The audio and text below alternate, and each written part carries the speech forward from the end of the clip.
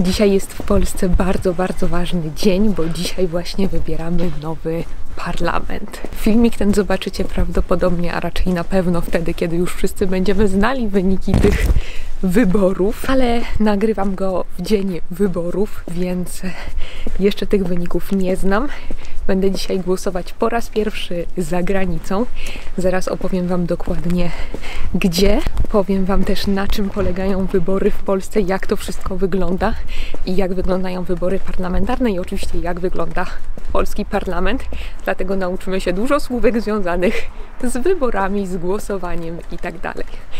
A jeśli jeszcze mnie nie znasz, to ja mam na imię Ania. Jestem nauczycielką języka polskiego jako obcego, a to jest Płynnie po polsku kanał i podcast również dla tych z Was, którzy uczą się języka polskiego jako obcego.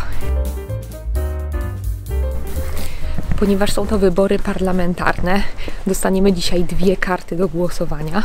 Parlament w Polsce dzieli się na Sejm i Senat. I Sejm i Senat będziemy wybierać. Wiem, że nie w każdym kraju działa to w ten sam sposób.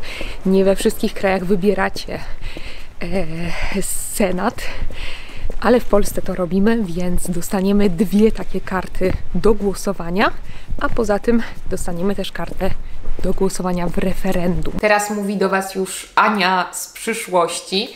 Nie powiedziałam Wam tak naprawdę o tym, jak dokładnie wygląda władza w Polsce.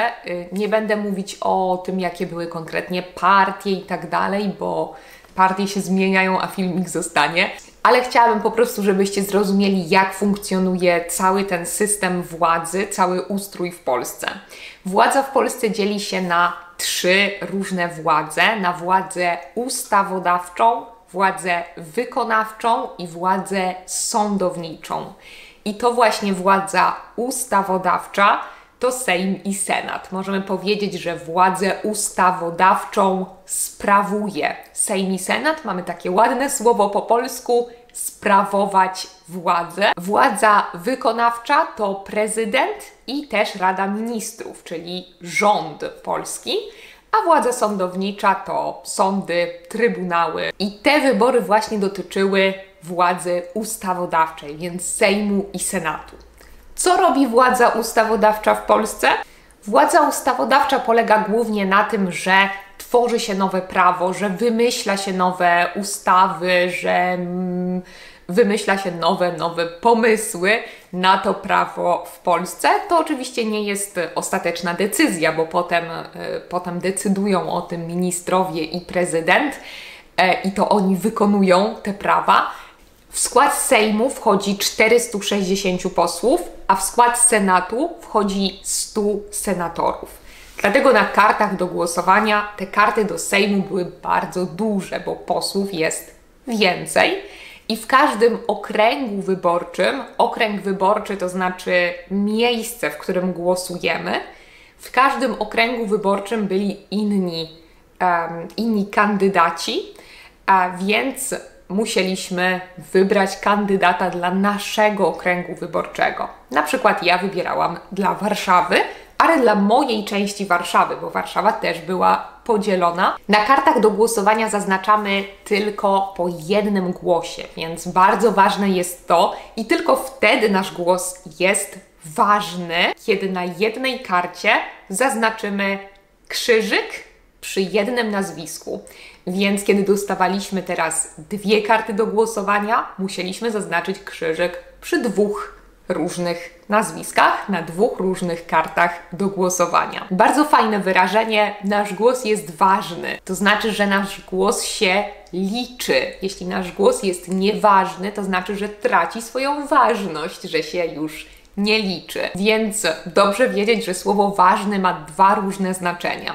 Tak samo właśnie od tego drugiego znaczenia, które przed chwilą powiedziałam o polityce, mamy też taki zwrot jak data ważności, termin ważności, kiedy na przykład mamy różne produkty do jedzenia, nie możemy ich już jeść, kiedy skończy się ich data ważności, więc kiedy będą przeterminowane, kiedy nie są już dobre do jedzenia, teoretycznie. Na karcie do głosowania do Sejmu jest o wiele więcej nazwisk, i tam musimy wybrać jednego kandydata z jednej partii. To znaczy mamy różne partie w Polsce i wybieramy jednego kandydata tylko z jednej partii, ale tych kandydatów w każdej partii jest jakaś liczba. Nie jest tak, że jest tylko jeden. Tak jest w wyborach do Senatu, na karcie do głosowania do Senatu. Ale na karcie do głosowania do Sejmu musimy wybrać nazwisko, więc nie zawsze jest to takie proste, jeśli nie interesujemy się polityką i nie wiemy, które nazwisko znaczy co.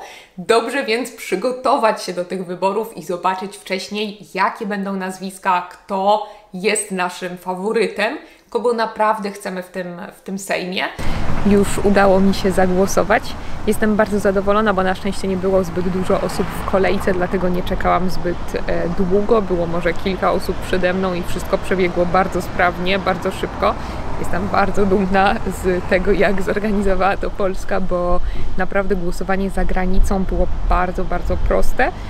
Żeby zapisać się do wybranego lokalu wyborczego w innym kraju, wystarczyło tak naprawdę kilka kliknięć w internecie i mogłam głosować tam, gdzie chciałam.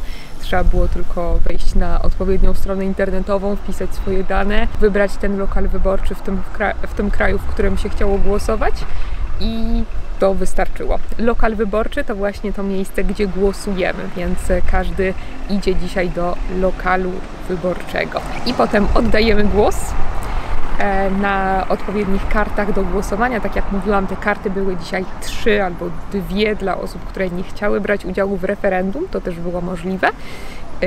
I oddajemy tam głos, a potem wrzucamy nasz głos, naszą kartę do głosowania do urny wyborczej. Urna wyborcza to miejsce, to ogromne pudło, do którego wrzucamy nasze głosy, w którym te głosy są zbierane, a potem liczone. Jestem bardzo, bardzo ciekawa, jak to funkcjonuje w Waszym kraju. Czy też jest łatwo głosować za granicą? Czy mieliście już taką kiedyś sytuację? Koniecznie dajcie mi znać. Słyszałam od osób, które mieszkają w innym miejscu niż normalnie by głosowały, że było też bardzo łatwo zapisać się do lokalu wyborczego w innym miejscu w Polsce. To znaczy, kiedy jesteśmy zameldowani, czyli nasze stałe miejsce zamieszkania, nasze zameldowanie jest w jakimś miejscu, to kiedy jesteśmy w innym mieście czy w innej dzielnicy, to możemy bardzo łatwo zmienić ten lokal wyborczy. Podobno. Dajcie znać, czy mieliście kiedyś taką sytuację. Jestem bardzo, bardzo ciekawa, jak to jest zorganizowane w Waszych krajach. Ja, tak jak mówię, było to moje pierwsze doświadczenie tego typu, więc jestem bardzo zadowolona z niego i bardzo dumna z mojego kraju. Wybory do parlamentu już za nami, wynik już znamy. Następne dopiero za 4 lata, bo to co 4 lata w Polsce wybieramy parlament. Bardzo, bardzo dziękuję Wam za to, że obejrzeliście ten filmik do końca. Koniecznie dajcie mi znać w komentarzach, jak wyglądają wybory w Waszych krajach, jak wyglądają wybory parlamentarne, czy głosujecie w wyborach, czy to jest dla Was coś ważnego. Oraz oczywiście, czy głosowaliście już kiedyś za granicą, bo dla mnie było to pierwsze doświadczenie. Byłam bardzo pozytywnie zaskoczona, jak to wszystko sprawnie przebiegło i oczywiście świetnie było poznać Polaków różnych, którzy się tam spotkali i którzy byli razem w urzędzie, zobaczyć aż tyle polskich twarzy, których normalnie tutaj nie widzę, więc było to bardzo, bardzo przyjemne doświadczenie. Dajcie znać w komentarzach, jestem bardzo ciekawa, czy Wy też mieliście już kiedyś takie doświadczenie głosowania za granicą i jak to wszystko przebiegło, czy było to łatwe, czy było to dobrze zorganizowane, czy może niekoniecznie. Mam nadzieję, że ten krótki filmik trochę rozjaśnił Wam w głowie, jak funkcjonuje polska polityka i to, jakie to tak naprawdę były wybory, kogo i co wybieraliśmy i co dostawaliśmy. Dlatego jeśli macie jakieś pytania, nie wiem, czy będę potrafiła na nie odpowiedzieć, bo nie jestem ekspertem z polityki, ale jeśli macie pytania, to też napiszcie mi je w komentarzu. Bardzo chętnie zagłębię się razem z Wami w ten temat i mam nadzieję, że jakoś Wam pomogę. Dziękuję Wam jeszcze raz za to, że jesteście tutaj i oglądacie te filmiki. Jeśli macie ochotę na więcej, to bardzo, bardzo serdecznie zapraszam Was na Patreona, bo tam poza filmikiem publikuję też transkrypcję do tego filmiku i dodatkowe ćwiczenia. Ćwiczenia na słownictwo, bardzo często na gramatykę, Teraz na pewno skupię się na słownictwie dotyczącym wyborów, bo jest to coś, co warto znać, warto wiedzieć. Pamiętajcie, że Patreona możecie wypróbować teraz przez 7 dni za darmo. Dlatego myślę, że jest to bardzo dobry sposób, żeby sprawdzić, czy Wam się to podoba przez te 7 dni, czy nie, i potem zrezygnować, jeśli nie macie ochoty jednak w tym uczestniczyć. A ja z całego serca dziękuję moim obecnym patronom, bo bez nich nie byłoby mnie tutaj. To oni są moją motywacją i wspierają mnie do działania, więc bardzo, bardzo Wam dziękuję. I Was też do tego Patreona zachęcam, żeby tworzyć jeszcze większą społeczność osób, które uczą się języka polskiego i które chcą się w tym polskim rozwijać. Jeszcze raz Wam bardzo dziękuję i do zobaczenia w kolejnym filmiku, w kolejnym podcaście, który przygotuję na pewno już niedługo w przyszłości, na pewno w przyszłym tygodniu zresztą. Dzięki, trzymajcie się, pa pa!